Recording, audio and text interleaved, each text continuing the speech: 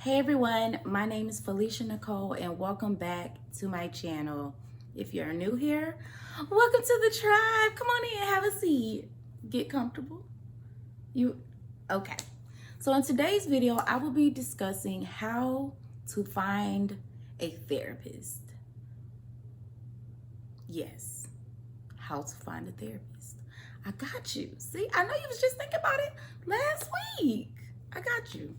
So, finding a therapist can seem like a daunting, overwhelming task.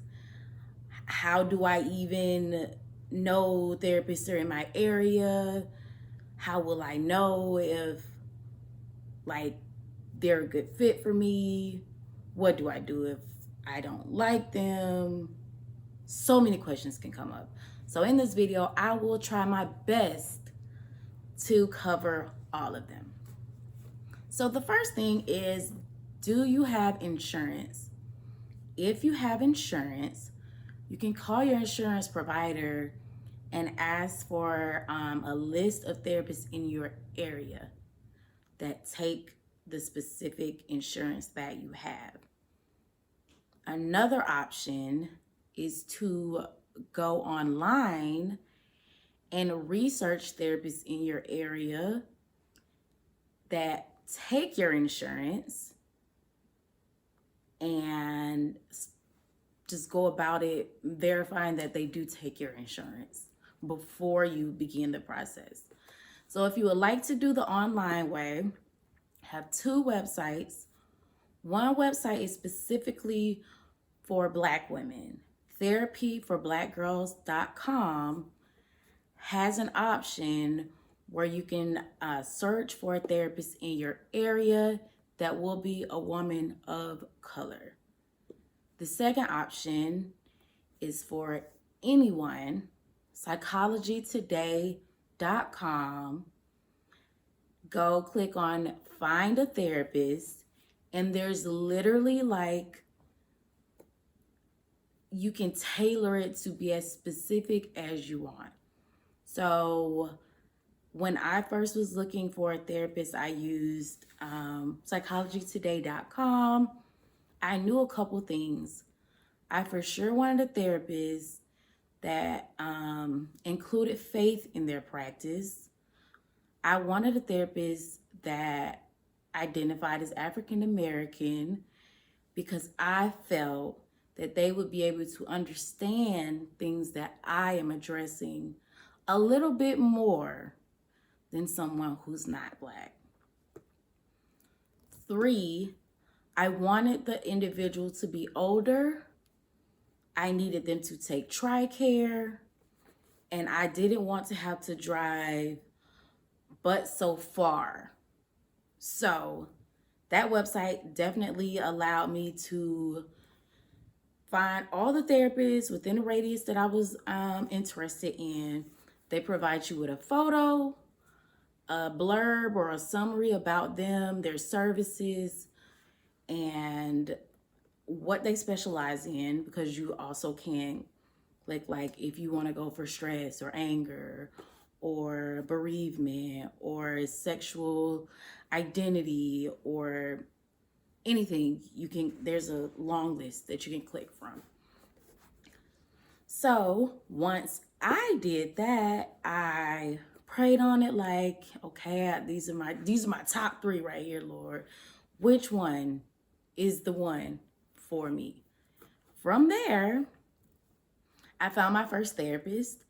I made an appointment with my doctor to get the referral, because that's how TRICARE does it, to get the referral to be able to make an appointment with this therapist.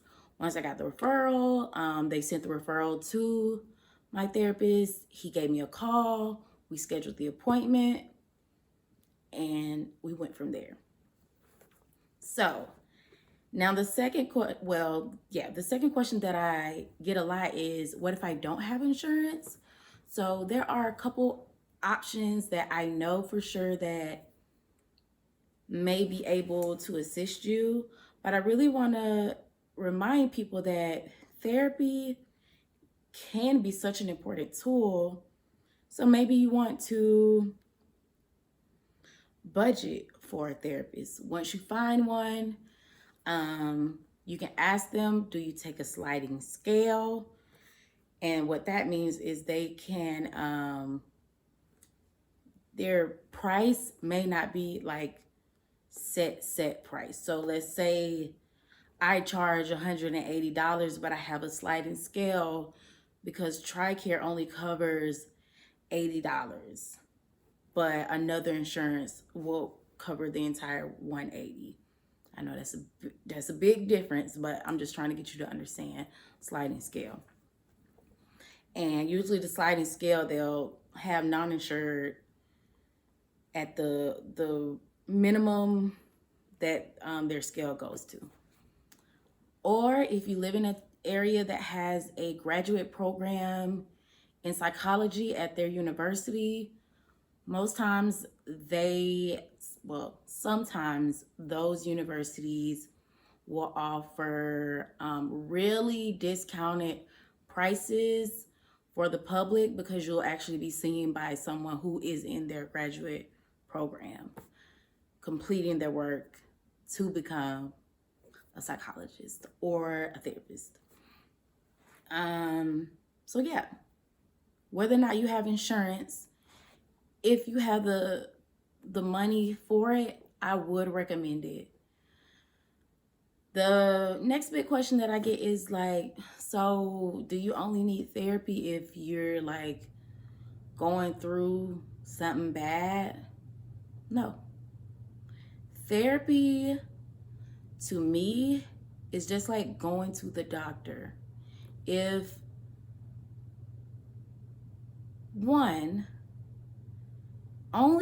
you can only reference yourself when it comes to what you think normal is. So if something kind of feels like, I don't know if this is normal. I don't know if I should still be sad after losing a loved one and it's been a year and a half. Maybe you want to go to therapy because you may have issues healing from bereavement. Maybe, you've realized, hey, I got some anger. Something like get real mad. Maybe I don't go out and act on it, but like it overcomes me for like a day or two. Hey, the therapist is literally an unbiased person in your life. And honestly, that is so important when it comes to major decisions, and just really getting another opinion. But this opinion is professional, and they went to school for this, and they have experience, and they're not gonna just take your side just because they're your friend or something. Another question that I get is like, so does my therapist, when I go, are they just gonna tell me what to do? No, quite the contrary. Therapists are there to hold your hand and guide you along, but it's a two-way street, and you are ultimately still the captain of your ship. The next question that I get is, how will I know if my therapist is a good fit? So, general rule of thumb is to give it 2 sessions, because the first session that you have with your therapist is really going to be a lot of questions and answers, just to get baseline information, to get your family history, what was your childhood like, what would you like to cover in therapy, X, Y, and Z. So you don't just go into the first appointment and be like, oh, like you're leaving there bawling, crying, because they just jump right in.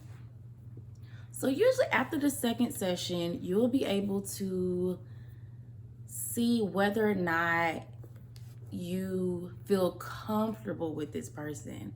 And being comfortable is so important because this individual is going to see you usually at your most vulnerable.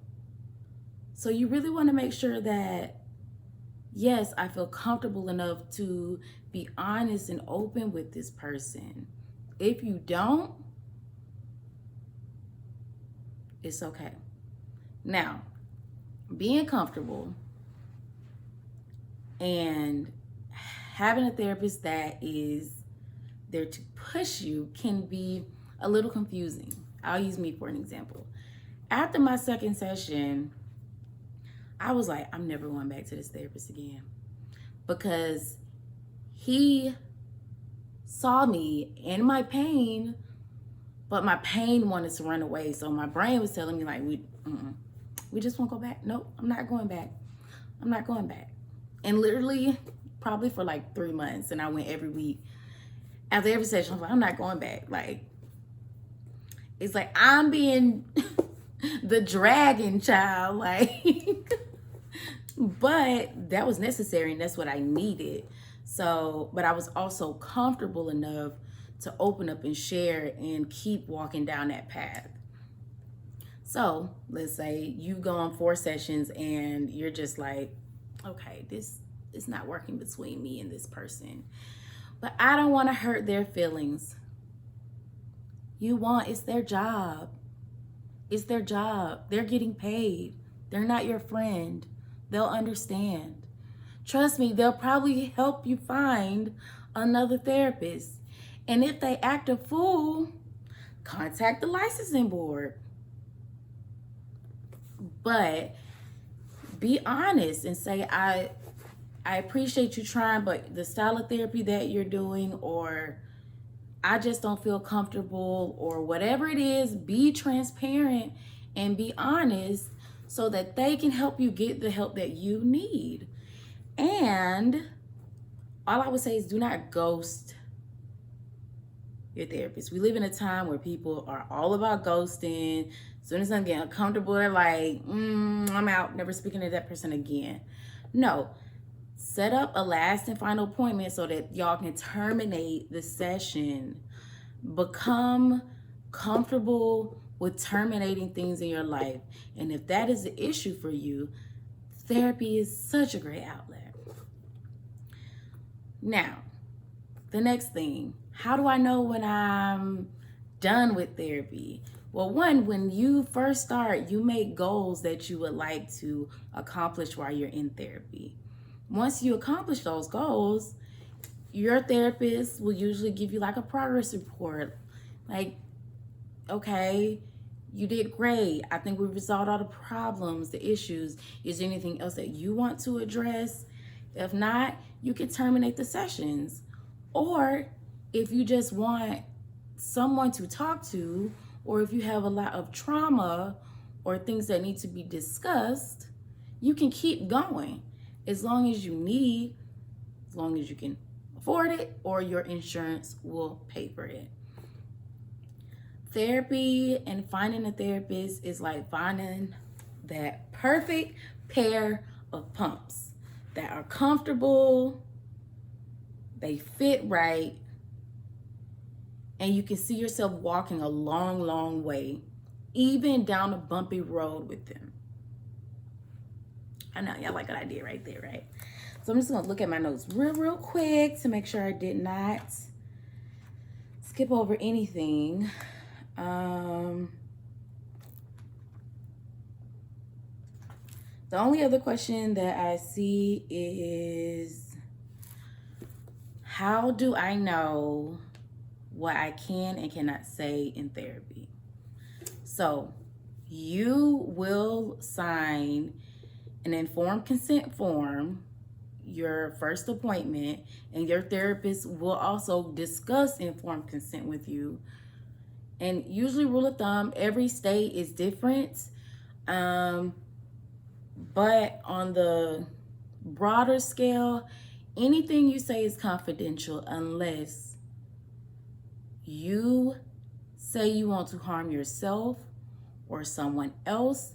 If you say you want to harm someone else and you have a plan, like solid intent, like I am going to hurt this person, I really want to hurt this person, the therapist has the duty to warn. So they will reach out to local law enforcement, and law enforcement has to reach out and let that individual know.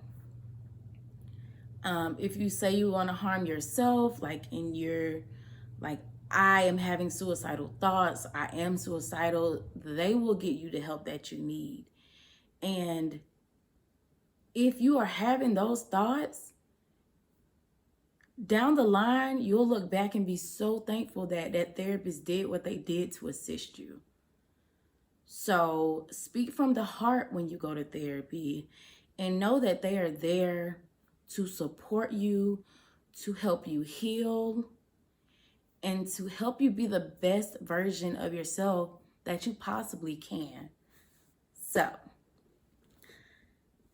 I have been in therapy for a couple years, and it is so amazing, especially going through trauma while I was in therapy, going through breakups, going through, school problems, occupational stress. It's been so beneficial to already have that foundation set with my therapist, that I just felt safe even disclosing like I was sexually assaulted or anything that I've had to share. And my therapist has been able to get me the help that I needed and to assist me in my healing journey. I have changed therapists over the course of time I've been in therapy, but that is because, these therapists are human beings. Some of them will retire, sometimes you will relocate or they'll relocate, but it's never been just like, boom, a therapist just fell off the face of the earth. That won't happen.